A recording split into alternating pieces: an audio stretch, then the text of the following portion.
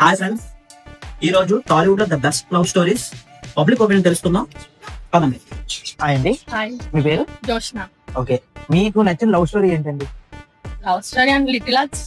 దేనికి? నా phone number కూడా రాసిన. నైట్ కాల్ చేయి. కాల్ చేసే ముందు your out going balance is expired, please recharge అని టెక్స్ట్ చేయి. నేను థ్యాంక్ యూ ఫర్ ఇన్ఫార్మింగ్ అని రిప్లై ఇస్తా. అప్పుడు కాల్ చేయి.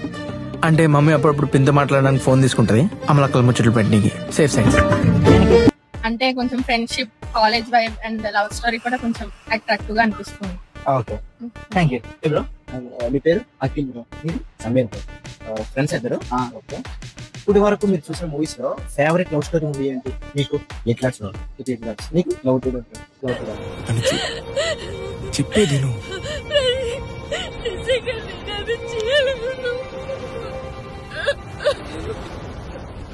నేను నమ్ముతున్నా.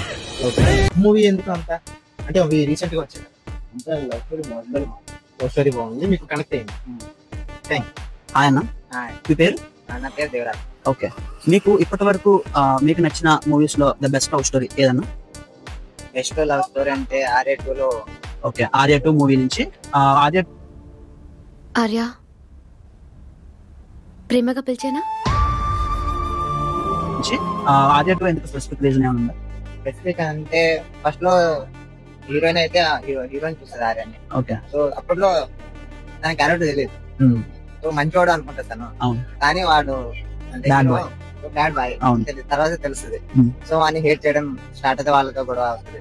తర్వాత కానీ హీరోని ఇంకొక అబ్బాయిని అవును. లవ్ చేసుకుంటది. Hmm. సో